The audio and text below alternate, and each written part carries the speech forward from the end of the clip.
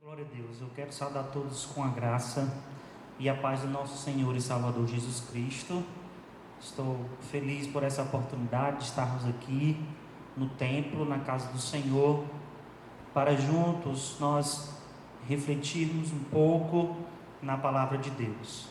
Quero agradecer ao Senhor muito por estar aqui, muitos dias que a gente não vinha na nossa congregação, e eu queria agradecer a Deus por isso, pelo nosso pastor, pelo Caio, os irmãos que estão aqui, a nossa retaguarda, nos ajudando a fazer esse culto da nossa igreja. Nós queremos pedir o seu likezinho, se inscreva no canal ADTC Aeroporto, coloca o comentário lá, coloca o seu like e fala para as pessoas, nós temos os nossos cultos, escola dominical, culto de doutrina, onde você tem essa oportunidade de estar aprendendo mais da palavra de Deus. Antes de começar a reflexão, eu queria fazer uma oração. Se você puder, fechar os seus olhos onde você está e colocar sua mente diretamente ao trono dos céus. Será muito mais fácil, pois a Bíblia diz que o que é ligado aqui na terra vai ser ligado nos céus. Vamos orar? Senhor, nosso Deus e nosso Pai, nós queremos te dar graça, Senhor, por mais esse dia que o Senhor tem nos concedido. Te agradecemos pela saúde, pela paz e pela tua proteção. Queremos te pedir em nome de Jesus que agora nós iremos ministrar a tua palavra. O Senhor venha nos ungir, que a tua graça, Senhor, possa vir sobre a nossa vida e essas palavras, essa revelação desse livro possa ir de acordo com cada coração. É isso que eu te peço em nome de Jesus, amém e graças a Deus. Glória a Deus.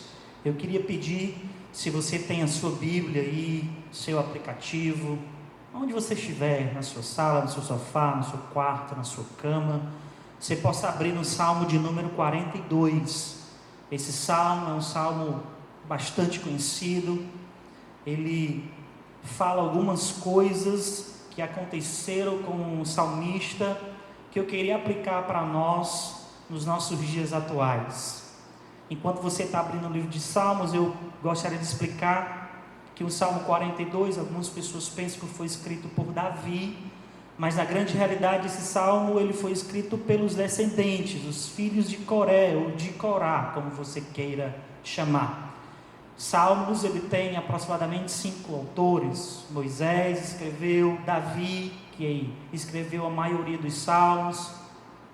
Nós temos os filhos de Coré, ou os descendentes de Coré, ou de Corá, como você queira chamar. Nós temos também os filhos de Asaf, temos também Salomão.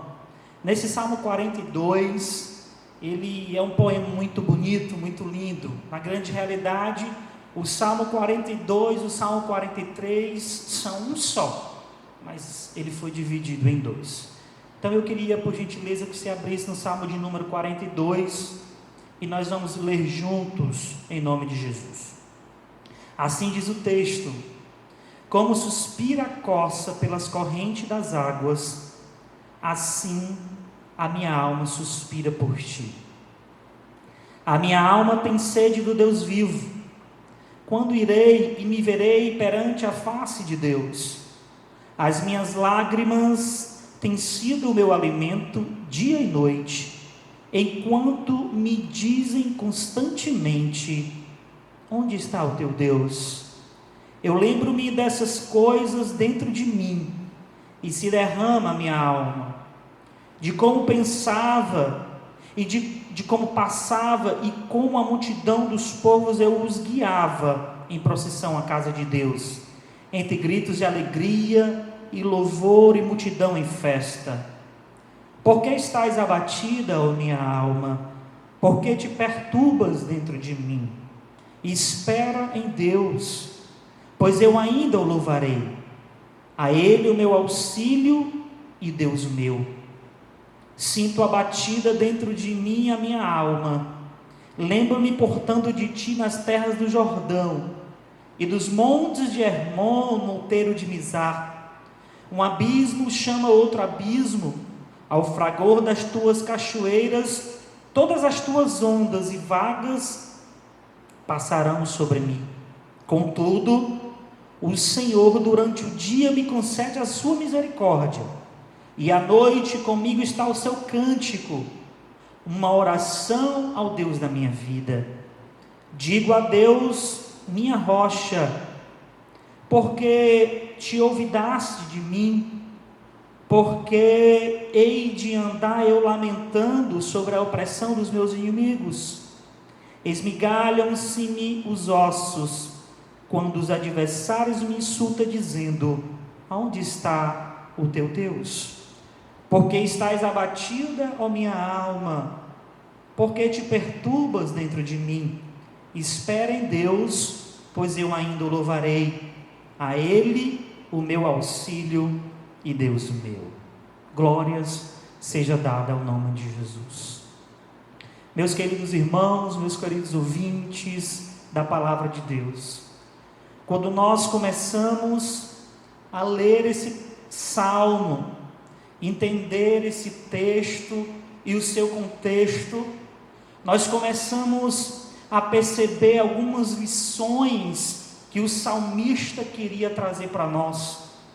E eu queria, em nome de Jesus, aplicar isso para os nossos dias atuais. O Salmo 42, no versículo 1, quando você começa a ler, você começa a verificar algumas lições importantíssimas que o salmista passa para nós.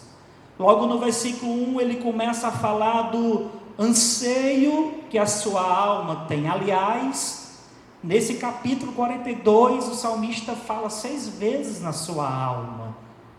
Ele começa especificando que a alma dele anseia pelo Senhor, que a alma dele deseja estar com o Senhor. E ele dá um exemplo como a corça, que é um animal selvagem do sul da Europa e da Ásia. Ele dá o exemplo que a alma dele anseia a Cristo como a corça anseia por água. Quando nós verificamos esse animal, e a gente poderia pregar aqui sobre lições que a corça nos traz, mas não é o tema.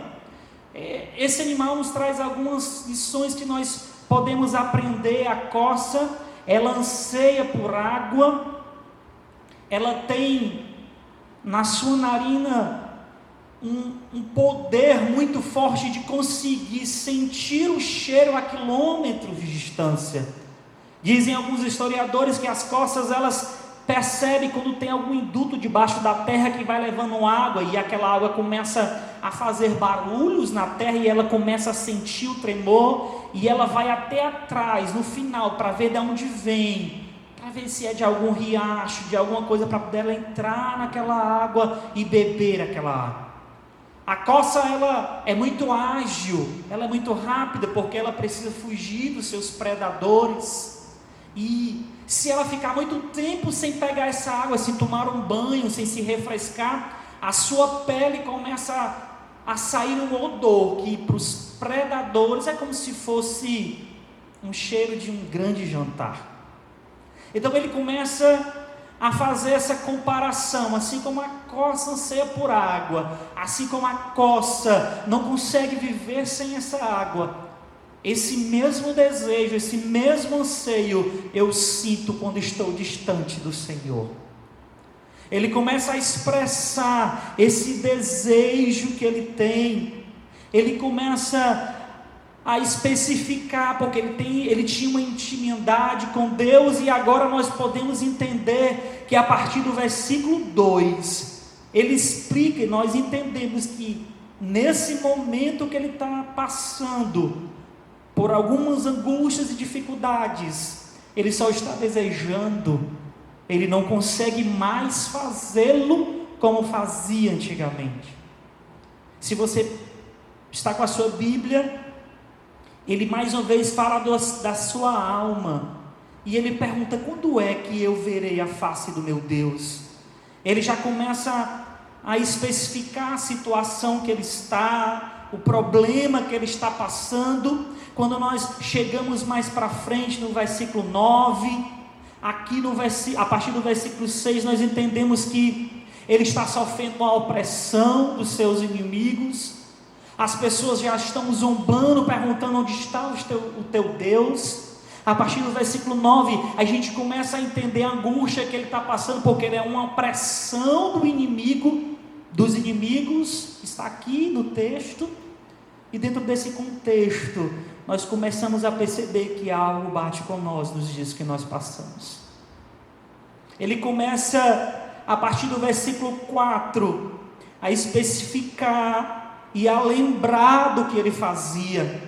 Ele começa a dizer: quando eu me lembro que eu pegava esse povo todo e saía dentro da rua, rumo a Jerusalém, levando o povo em procissão, cantando, exaltando, e ele começa a sentir dentro da sua alma que nesse momento ele não está conseguindo mais fazer isso, porque a opressão, a angústia dele já está tomando a sua alma. E quando começa esse processo de mexer com a alma, começa a mexer com a mente, com o coração, com os sentimentos, nós às vezes nos perdemos, porque pensamentos vêm sobre a nossa cabeça, a nossa mente, e nós de repente não sabemos porque estamos pensando nisso.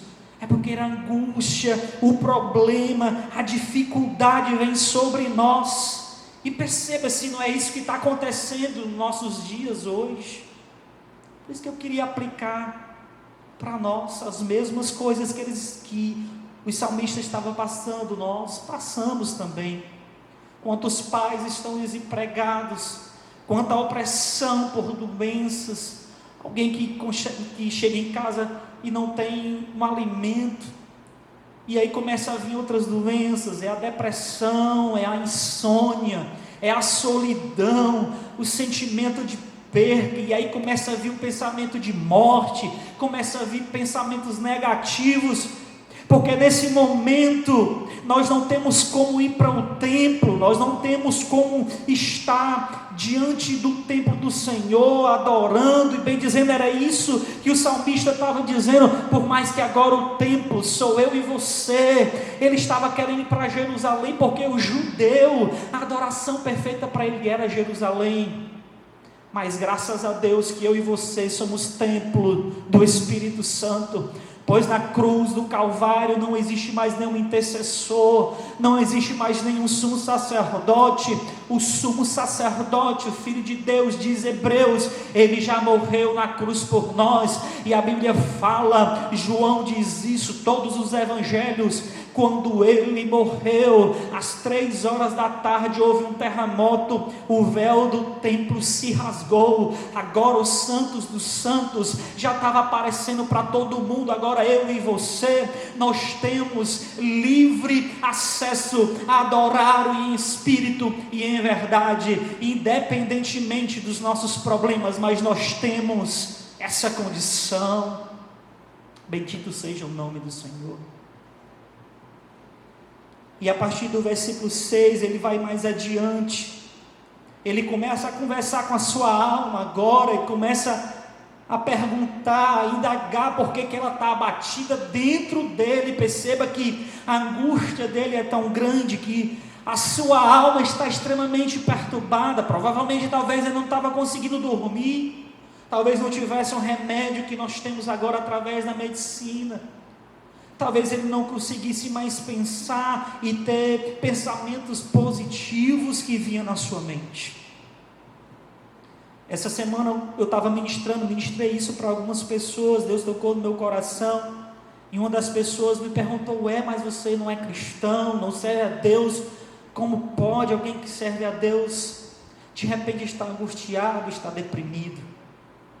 A Bíblia está recheada de homens e mulheres de Deus, que serviam a Deus, que tinham testemunho, que eram cristãos, que servia a Deus Jeová no Antigo Testamento, que se rendeu ao cristianismo e seguia a Cristo, mas mesmo assim tiveram problemas, angústias, alguns tiveram até começo de depressão, porque nós, sendo filhos de Deus, tendo a graça de Cristo, as coisas que nos arredondam nesse mundo, que estão ao nosso redor, elas podem vir sobre nós. Não somos melhores do que ninguém, não somos melhores do que A, do que de B.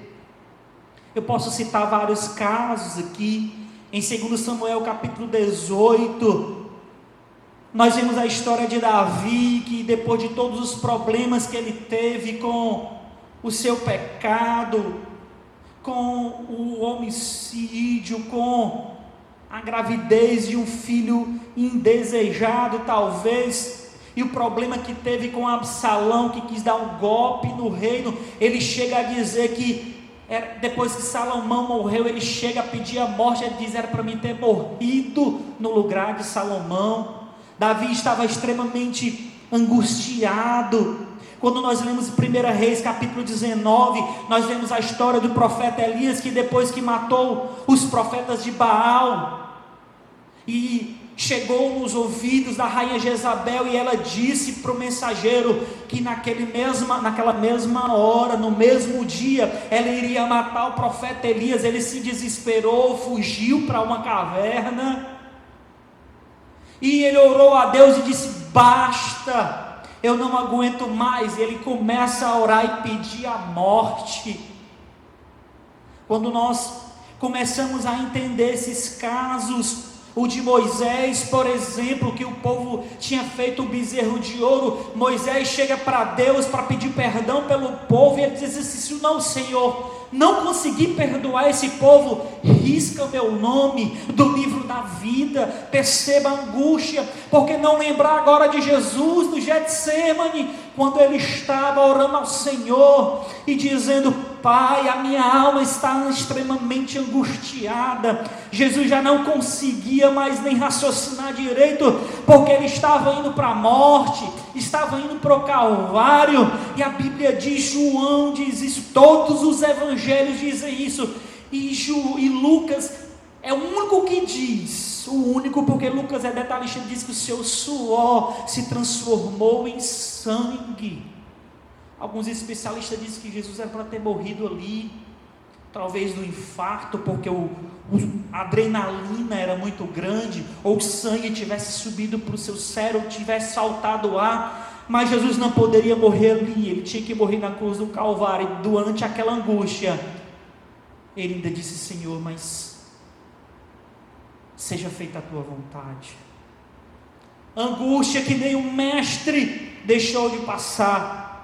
Mas em todas essas coisas, se você ler Jó, é a mesma coisa, mas em todas essas personagens que eu citei, tem um escape do Senhor, tem um livramento para a alma. Se você continuar lendo a história de Elias em 1 Reis, no capítulo 19 do 4, quando chega no 11, chega uma voz para ele dizer: Elias, vai para a caverna, porque lá eu vou passar a minha mão. E a Bíblia diz que quando Elias entrou na caverna, veio um terremoto e o Senhor não estava lá, veio vento, o Senhor não estava lá, veio fogo, o Senhor não estava lá, mas de repente veio uma brisa suave, uma nuvem, e Elias diz: eu vejo uma nuvem como se fosse a mão do homem, e era a presença de Deus refrigerando, fortalecendo a vida de Elias. E aí o próprio Deus diz: Elias, põe-te em pé, volta para a batalha. A Bíblia nos conta várias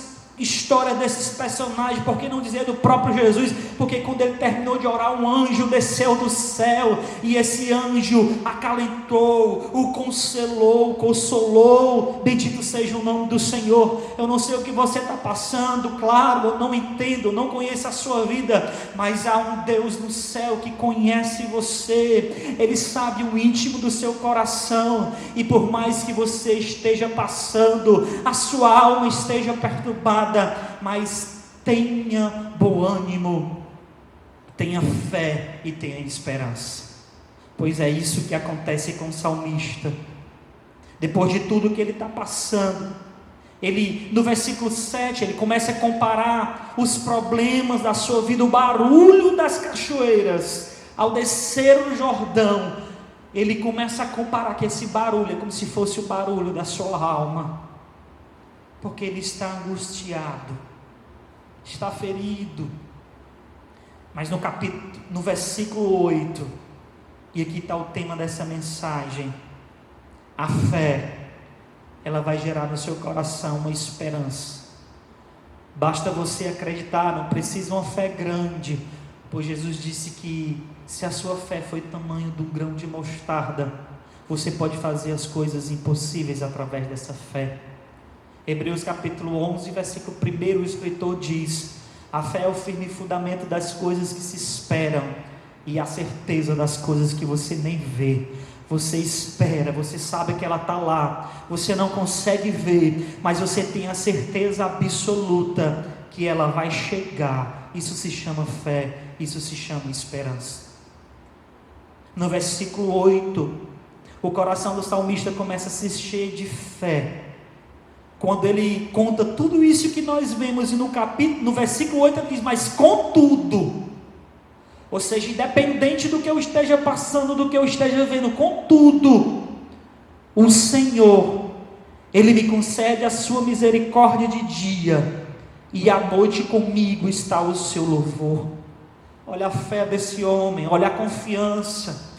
Ele diz que, contudo, ou seja, tudo que está acontecendo, todas as opressões, todos os males, todas as angústias, a depressão que está na sua alma, ele diz: contudo, tem um Deus no céu que me guarda de dia e me guarda de noite. Tem um Deus no céu que sempre escuta as minhas súplicas. Isso é fé, isso é fé. A fé, ela gera uma esperança. A fé, ela gera um sentimento de coisas que a gente não vê, mas que tem certeza que nós iremos conquistá-la. Se nós olharmos durante a Bíblia Sagrada, só que nós vamos ver é fé. Começando do Velho Testamento, se você abrir a sua Bíblia em Daniel no capítulo 3, a partir do versículo 16, nós vemos 3 jovens que estavam cheios de fé, que foram jogados numa fornalha porque não adoraram a um Deus, não adoraram a uma estátua. Eles foram jogados na fornalha. Interessante que quando todos os músicos tocaram, chegaram no rei e disseram: rei, tem 3 jovens aí que não se prostram, porque o rei deu um decreto que quando todos os músicos tocassem, eles tinham que se dobrar durante uma estátua que ele fez. E chega no ouvido do rei e diz: tem 3 jovens aí que não se prostraram. A Bíblia diz que o rei Nabucodonosor, com chama, esses jovens dizem: é verdade que vocês não estão se prostrando à estátua que eu fiz? E aí o jovem disse: olha, quanto a isso, eu não preciso te responder, ó rei, pois há um Deus no céu, e se Ele quiser nos livrar, Ele vai nos livrar da tua mão.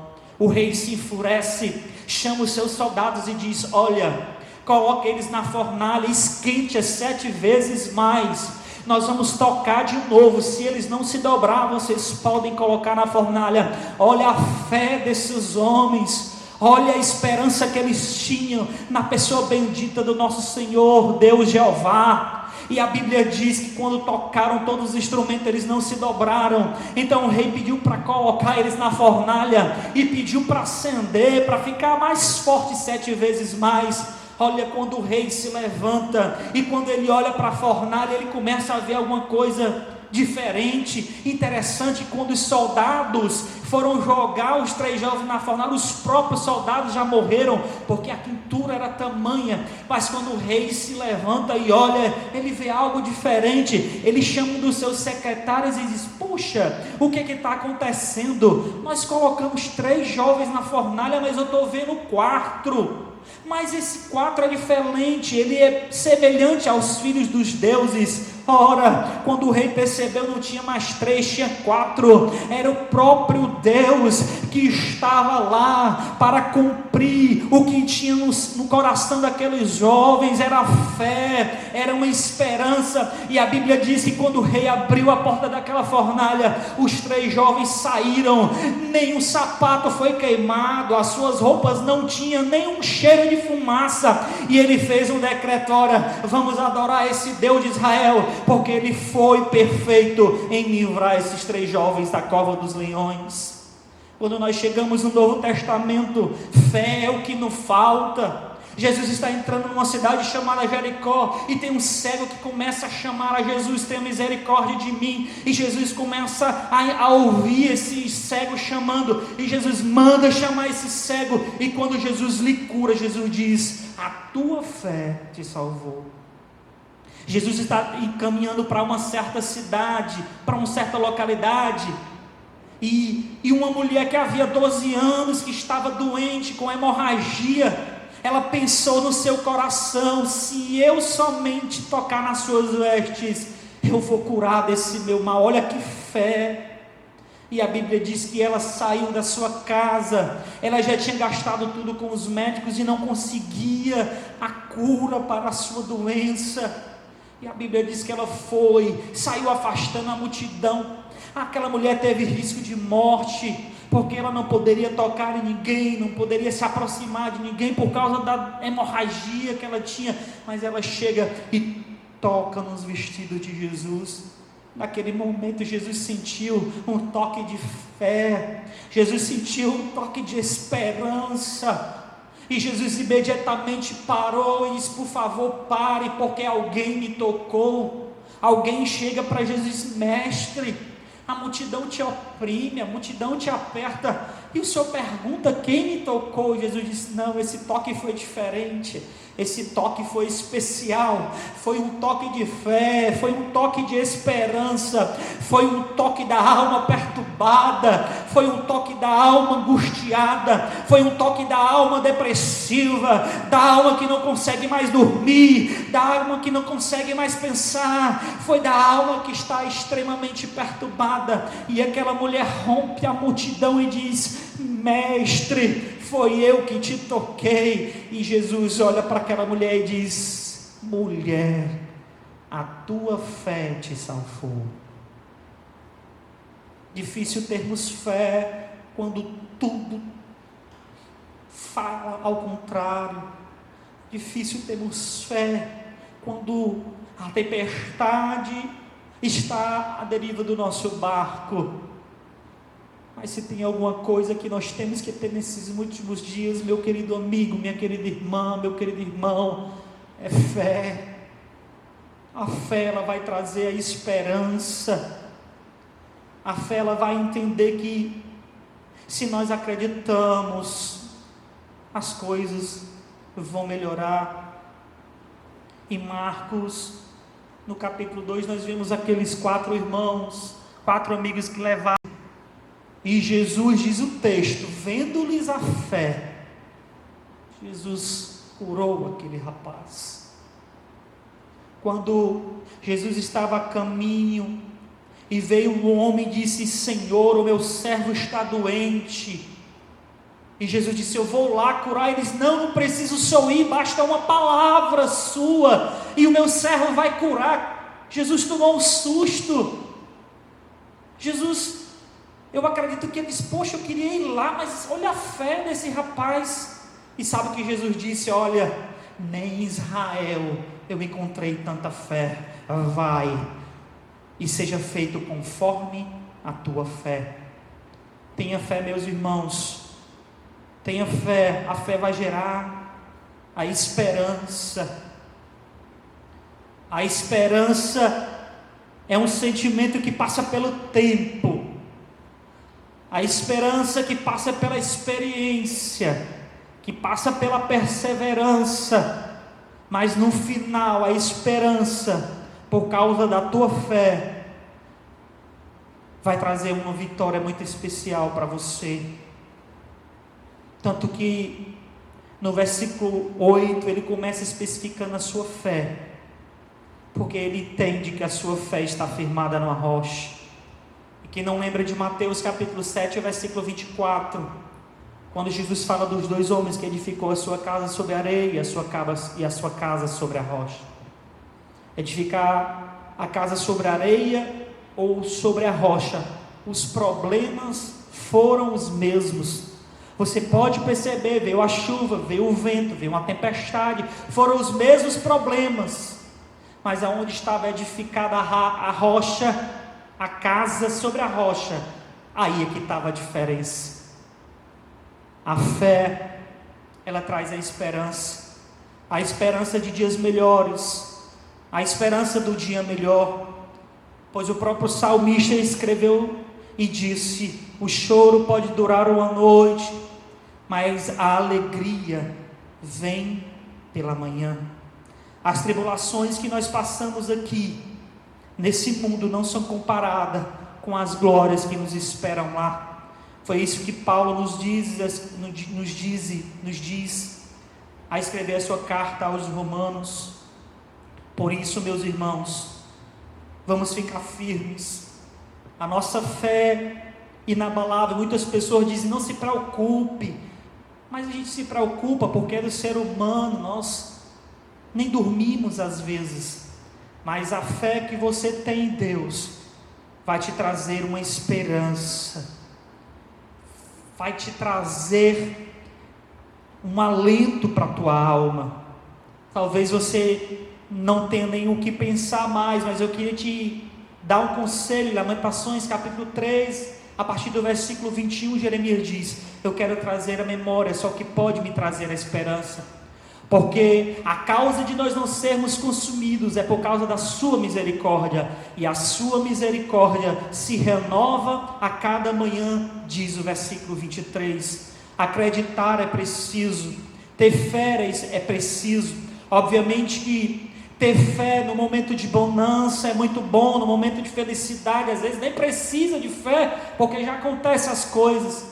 Mas na hora da tempestade, na angústia, da alma perturbada, da insônia, da solidão, dos pensamentos negativos, é difícil. Mas se você tiver esse pouquinho de fé, pode ter certeza, o Espírito Santo vai consolar o seu coração, vai te dar ânimo, vai te dar fé, pois foi isso que Jesus disse. Ele disse: filhinhos, no mundo tereis tribulações, mas tende bom ânimo, porque eu venci o mundo. O salmista sabia que apesar das suas dificuldades, dos seus problemas, com tudo o que estava acontecendo, tinha um Deus que cuidava dele, tinha um Deus que olhava para ele, que ele sabia que a partir do momento que ele abrisse o seu coração, por mais que a sua alma tivesse contrita e quebrantada, oh glória a Deus, e é isso que Davi escreve: a alma contrita e quebrantada não desprezará o Senhor. Você quer ver Deus se aproximar de você? Você quer ver o Espírito Santo te abraçar ainda mais? É quando você chega com a sua alma contrita, todo derramado na presença do Senhor, quebrado com as angústias da vida. É nesse momento que o Espírito Santo vem e te consola, porque através da tua fé, ela gerou a tua esperança. Glória a Deus. Para concluir essa mensagem, eu queria dizer para você uma simples história. Um certo rei chegou para um sábio e disse: eu queria que você fizesse um anel, e nesse anel tivesse somente 2 palavras, porque eu queria olhar para esse anel quando eu estivesse muito exultante, quando eu estivesse muito alegre, quando eu estivesse humilhando as pessoas por causa da minha soberania, por causa das guerras que eu estou vencendo. Eu queria olhar para aquele anel e queria voltar e cair em si.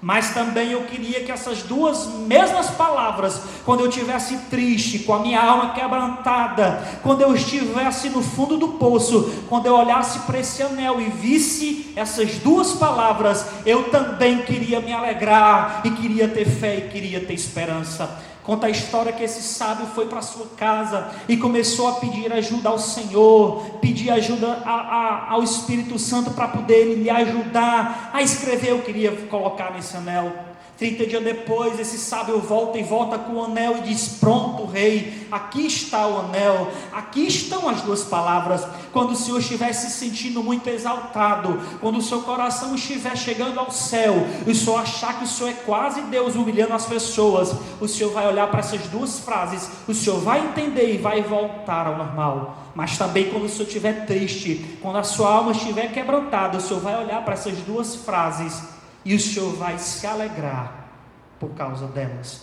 Quando o rei pegou o anel e olhou essa frase, essas 2 palavras, tinha escrito: vai passar. E eu queria dizer isso para você nesse momento. O que nós estamos passando, o que nós estamos vivendo vai passar. Independentemente do que nós estamos passando, eu não sei, mas a palavra diz que Ele conhece você, Ele sonda o seu coração. E eu quero te dizer nesse momento, meu querido irmão, meu querido ouvinte, entrega o teu caminho ao Senhor, confia nele e tudo Ele fará. O salmista também diz isso. Eu queria, em nome de Jesus, que você recebesse essa palavra, que você começasse a ter um pouquinho de fé. Não sei da onde, não sei de que forças, mas eu sei de uma coisa: tem um Deus que vai te ajudar. Se você puder, em nome de Jesus, eu queria fazer uma oração por você, pela sua casa, pela sua família, pelos seus propósitos. Feche os seus olhos, se você puder, coloque a mão no seu coração e converse com Deus agora, como se você estivesse falando com Ele face a face, e especifique o que você está passando. Peça a Ele para te ajudar, para você ter um pouquinho de fé, que essa fé vai te gerar uma esperança. Vamos orar? Senhor, nosso Deus e nosso Pai, nós ministramos a Tua palavra, Jesus, e é uma revelação para nós, e eu tenho certeza absoluta que essa palavra foi de encontro com algum coração, ou com vários corações. A Tua palavra diz que a Tua palavra não volta vazia, mas faz o que te apraz. Eu te peço em nome de Jesus, meu Deus, consola essa vida, aquieta essa alma. Meu Deus, repreenda esses pensamentos negativos, faz com que essa pessoa comece a se lembrar tudo que o Senhor fez por ela, tudo que o Senhor pode ainda fazer, que o Teu sangue remidor possa lavá-la, Jesus, e que ela possa sentir agora, nesse exato momento, que há um Deus que está vendo as suas petições, que é um Espírito Santo que colhe as suas lágrimas e leva até o trono de Deus, que há, Senhor Jesus amado, meu Deus querido, uma força maior do que essa força negativa, do que essa força maligna que tenta derrubar, que tenta desanimar, pois há poder no Teu nome, Jesus, há poder no Teu nome. Levanta essa pessoa, coloca um ânimo no seu coração, e que ela possa perceber e sentir que há um Deus que cuida dela. Eu te peço isso em o nome do Senhor Jesus. Amém. Sinta-se abraçado por Deus, sinta acalentado por Ele, e que essa consolação possa estar dentro do seu coração. Tudo que você está passando vai passar, com fé e com esperança. Que Deus abençoe, em nome de Jesus. Amém.